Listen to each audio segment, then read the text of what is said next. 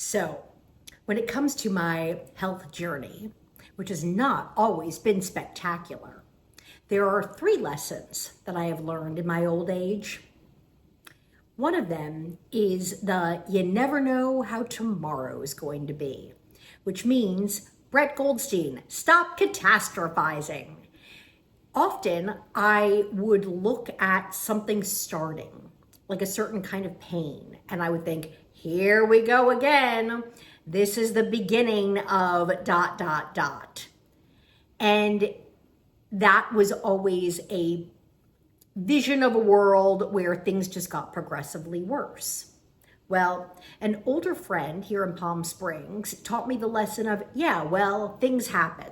So today might be one way, but tomorrow could be different. Hey, the pain could be in a different place. You never know.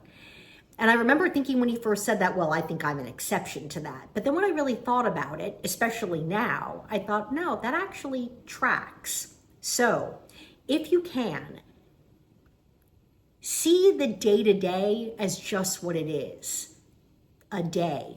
And that tomorrow you have the ability to refresh, reset, and who knows, things could be really different.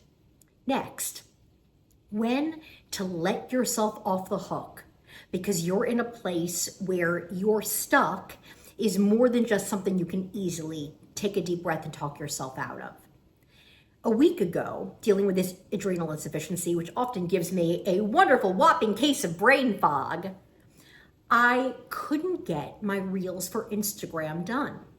In fact, true confessions here, I did 70 takes in 2.5 hours and didn't end up with one usable reel. Now, that could have been me being a bit of a perfectionist. It might have been.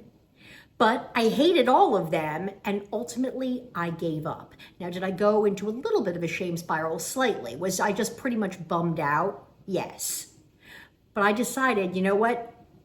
F it. Try again the next day. And the next day, I was able to get both in 1 or 2 takes. So that kind of speaks to rule 1, right? And rule 2. There we go.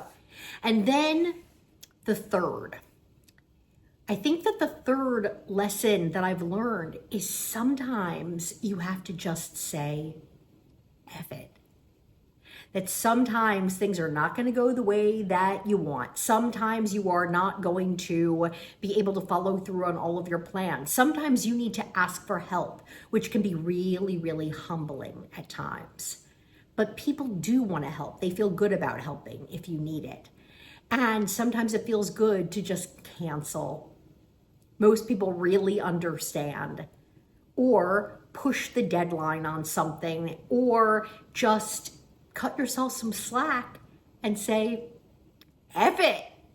And then do something that feels restorative, even if that is watching Succession for the 40th time. I don't know, whatever brings you a little bump of joy there.